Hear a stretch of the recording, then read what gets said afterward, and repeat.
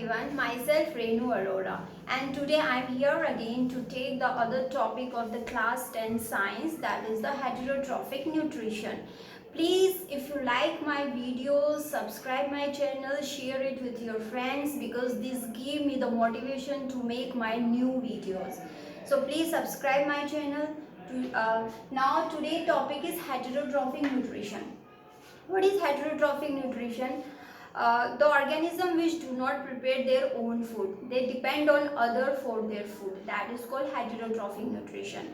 But every organism have the different forms to get their food. Some organism break down their food outside their body and they then after that they consume it. वो बाहर ही break down करते हैं fruit का, उसके बाद वो उसको consume करते हैं. फॉर एग्जाम्पल है इसके like the east, mushroom and bread moles. ये सारे खाने को अपने बाहर ब्रेक डाउन करते हैं, उसके बाद उसको कंज्यूम करते हैं. Okay, understand. Next is our some organism without killing to other organism they take their food. दूसरों को बिना मारे ही वो अपना खाना लेते हैं. For example cuscuta, lice, ticks, mites. बच्चों, मैंने अपनी इस वीडियोस में आपको पहले ही बताया है कि मैंने एनसीईआरटी के जो लाइन टू लाइन एक्सप्लेनेशन दी गई है, so you have to see my videos. तो आपको एनसीईआरटी बुक पढ़ने की ज़रूरत नहीं पड़ेगी. Okay, now we have to read the next topic that the nutrition in organism. इसमें हम सबसे पहला टॉपिक पढ़ेंगे अपना एमीबा का. अब एमीबा अपना खाने को कैसे वो न्यूट्रिशन करता है, कैसे लेता है, तो हम इसको प्रोसेस समझेंगे according to the diagrams. Amoeba में क्या होता है, उसका कोई पर्टिकुलर माउथ नहीं होता है, तो उसके जो फॉल्स माउथ है उसको हम बोलते हैं pseudopodia. That we call the pseudopodia. ये उसका फॉल्स माउथ होता है. तो क्या करता है एमीबा, यहाँ पर अगर कोई भी फूड पार्टिकल्स है तो उस फूड पार्टिकल्स को वो कहीं से भी मुंह ओपन कर लेता है, इसी फॉल्स माउथ को इसीलिए फॉल्स माउथ बोलते हैं. सूडो का मतलब होता है फॉल्स, ठीक है, क्योंकि वो उसका कोई पर्टिकुलर माउथ नहीं होता है. उसके बाद क्या होता है, when they take the food particles they form up temporary food vacuole. एक टेम्परेरी फूड वैक्यूल बन जाता है. This is called the temporary food vacuole. After that उसके बाद क्या होता है, जब वो फूड वैक्यूल बन जाता है, जब एमीबा उस फूड वैक्यूल को डाइजेस्ट कर देता है, तब वो फूड वैक्यूल वहाँ से अपने आप खत्म हो जाता है. And here is the cytoplasm and this is the nucleus. पर न्यूक्लियस होना, this is one type of unicellular organism. You know the meaning of unicellular, which having only one cell, that is called unicellular organism. Now we have to study about the paramecium. What is paramecium? It is also a unicellular organism. तो जो paramecium होता है उसके पूरे body parts में cilia is present. With the movement of cilia only they digest their food. They have the specific point and the food move through the cilia all over their body parts. Okay, these are the two examples which we taken, the amoeba and the paramecium. Now we have to take next is nutrition in human beings. We are human beings. There is so how we get our nutrition, how we get our energy. We get the energy from the outer source. We have to study this in previous lecture also, that we have to get the energy source, that is the raw material which we call them food. Okay, तो nutrition in human beings. What is how the human beings get the nutrition? We have a long alimentary canal. बच्चों, you must know that the how much is the length of our alimentary canal. The alimentary canal length is 30 feet long and about 9 meter long. Okay, you must remember it. This is for your GK purpose. Okay, and we know that our alimentary canal consists of the esophagus, stomach, intestine.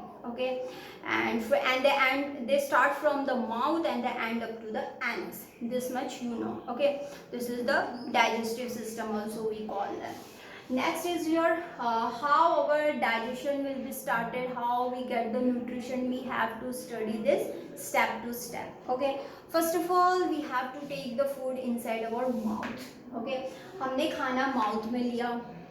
आपको पता है हमारे जो mouth होते हैं उसमें teeth present होते हैं, तो जो टीथ होते हैं उस फूड को प्रॉपरली च्यू करते हैं. ओके, आफ्टर च्यू करने के बाद हमारे माउथ में स्लेवरी ग्लैंड्स प्रेजेंट होते हैं.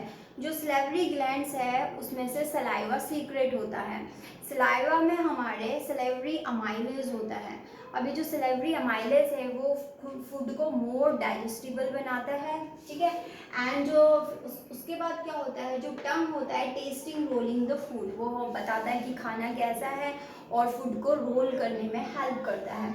जो सलाइवरी ग्लैंड्स होते हैं, जो सलाइवरी अमाइलेज सीक्रेट करता है, वो स्टार्च को शुगर में कन्वर्ट कर देता है। Okay, this much you know.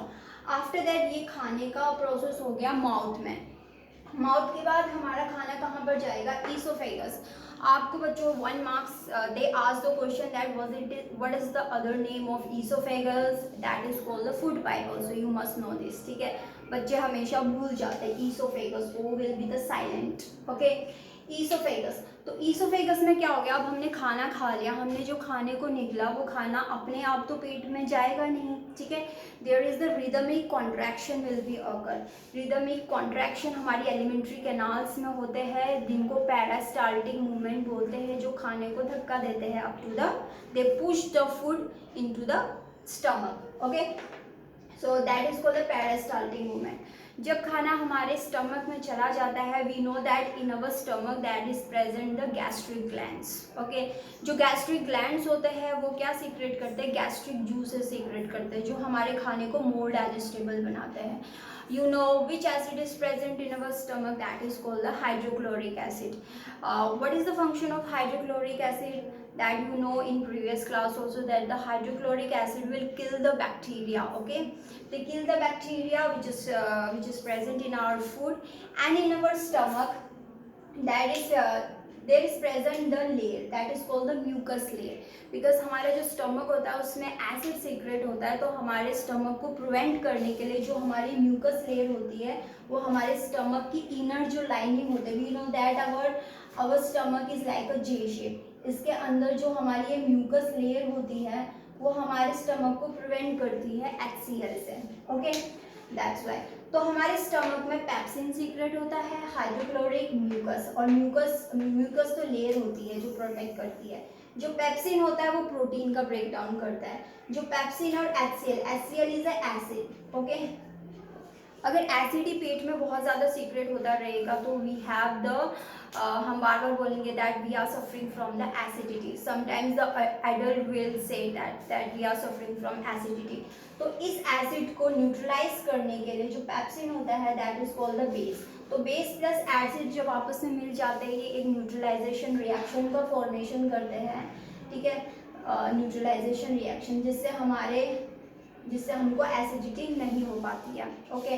तो आपने पढ़ा स्टमक में क्या होता है, पेप्सिन होता है, HCl होता है, म्यूकोस होता है, ओके। ये गैस्ट्रिक ग्लैंड सीक्रेट करते हैं हमारे गैस्ट्रिक जूसेस, ये आपने याद रखना है। Next is your small intestine. अब खाना स्टमक से स्मॉल इंटेस्टाइन में चला गया। अब स्मॉल इंटेस्टाइन क्या होता है, वहाँ पर क्या होता है, जो लीवर होता है वो बाइल को सीक्रेट करता है, ओके। तो बाइल सीक्रेट हो जाता है, उसके बाद जो पैनक्रियाज होते हैं वो करते हैं पैनक्रियाटिक जूसेस, ओके। और उसके बाद जो खाना होता है हमारा इंटेस्टाइनल जो एंजाइम्स होते हैं वो भी कार्बोहाइड्रेट को ग्लूकोज में कन्वर्ट कर देते हैं। बच्चे आपने ये जो टॉपिक है उसको अगर आप ऐसे फ्लो चार्ट में लर्न करोगे तो आपको मोर इजीली लर्न हो जाएगा, okay. That is carbohydrate is converted into the glucose and fats is converted into the fatty acid plus glycerol and protein is converted into the amino acid, okay. next is our pancreatic juices. अब जो pancreatic juices होते हैं trypsin and lipase, these are the two pancreatic juices which is secreted by the pancreas, okay. Trypsin, what's the trypsin will do, they convert the proteins into the peptones, okay. Next is peptones, large fat globules, and that is lipase. What is lipase? That is a fatty food that is called, जिसमें lipid present होते हैं। तो उन fatty food को emulsification करना होता है। What's the meaning of emulsification? That the fatty food is converted into the smaller parts so our body will digest it more easily, that is called the emulsification, okay. तो फिर क्या होता है, emulsification process से क्या होता है, जो हमारे फैटी एसिड्स होते हैं, जो हमारा लाइपेज होता है वो फैटी एसिड एंड ग्लिसरॉल में कन्वर्ट हो जाता है। आफ्टर दैट क्या होता है, खाना हमारे स्मॉल इंटेस्टाइन से लार्ज इंटेस्टाइन में चला जाता है। आपको पता है कि खाने का जो लास्ट डाइजेशन होता है वो हमारे स्मॉल इंटेस्टाइन में कंप्लीट हो जाता है। लार्ज इंटेस्टाइन में क्या होता है, हमारा जो एक्सेस वाटर प्रेजेंट होता है फूड में वो हमारी बॉडी एब्जॉर्ब कर लेती है, right. Next is your after large intestine the food will go into the rectum. Rectum क्या करता है, हमारा ये टेम्परेरी कलेक्शन करता है वेस्ट प्रोडक्ट्स को, ये वेस्ट प्रोडक्ट को टेम्परेरी कलेक्ट कर देता है। At last through our anus, हमारे एनस के थ्रू क्या होता है, जो हमारा वेस्ट प्रोडक्ट है वो हमारे बॉडी के थ्रू बाहर हो जाता है, ठीक है। Here we have to finish our nutrition topic. From next class we have to start our respiration topic. So please subscribe my channel and thank you for watching my video. Thank you and like my videos please.